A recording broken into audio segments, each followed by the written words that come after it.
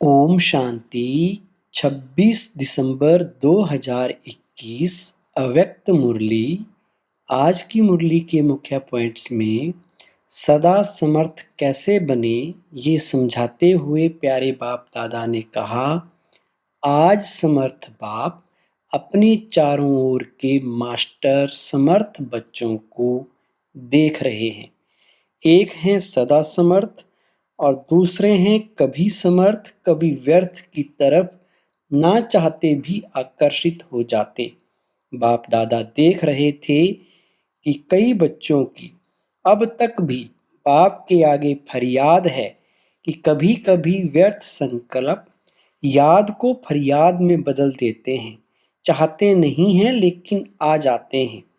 विकल्पों की स्टेज को तो मेजॉरिटी समय तक समाप्त कर लिया है, लेकिन व्यर्थ देखना, व्यर्थ सुनना और सोचना, व्यर्थ समय गंवाना, इसमें फुल पास नहीं है।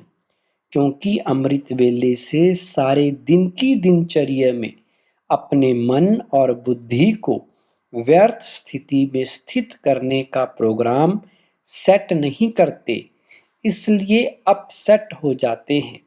जितना अपने मन को व्यर्थ संकल्पों में बिजी रखेंगे तो मन को अपसेट होने का समय ही नहीं मिलेगा। आजकल की दुनिया में बड़ी पोजीशन वाले, जिन्हों को वीआईपी या वीवीआईपी कहते हैं, वो सदा अपने कार्य की दिनचर्या को समय प्रमाण सेट करते हैं। तो आप कौन हो?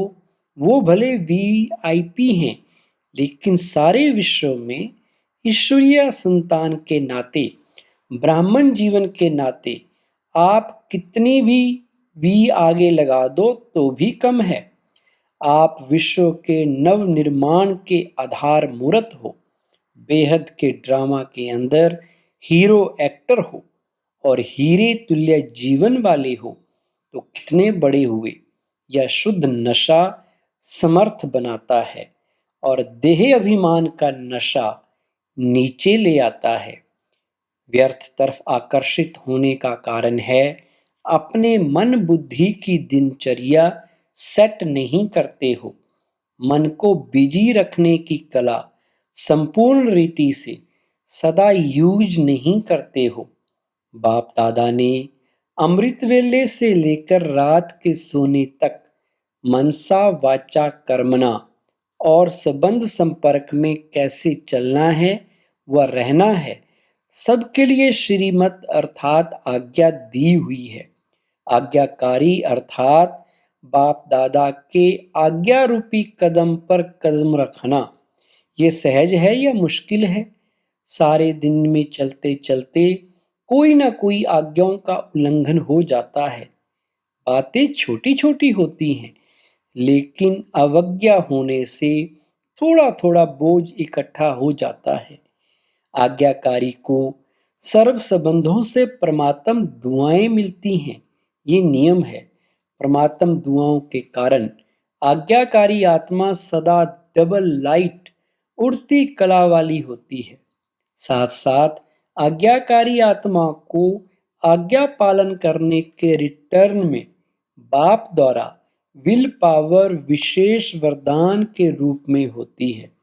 तो ऐसे विल पावर प्राप्त करने वाली आज्ञाकारी आत्मा वर्षा, वरदान और दुआएं, ये सब प्राप्तियां कर लेती है, जिस कारण सदा खुशी में नाचते, वाह वाह के गीत गाते, उड़ते रहते हैं। व्यर्थ तरफ आकर्षित होने का कारण है अवज्ञा। बड़ी बड़ी अवज्ञा नहीं करते हो, छोटी छोटी हो जाती हैं। जैसे मुख्य पहली आज्ञा है पवित्र बनो, काम जीत बनो। इस आज्ञा को पालन करने में मेजॉरिटी पास हो जाते हैं। भोली भोली माताएं भी इसमें पास हो जाती हैं। जो बात दुनिया असंभव समझती उसमें पास हो जाते, लेकिन उनका दूसरा भाई क्रोध, उसमें कभी कभी आधा फेल हो जाते हैं। फिर होशियार भी बहुत हैं। कई बच्चे कहते हैं क्रोध नहीं किया, लेकिन थोड़ा रोब तो दिखाना ही पड़ता है।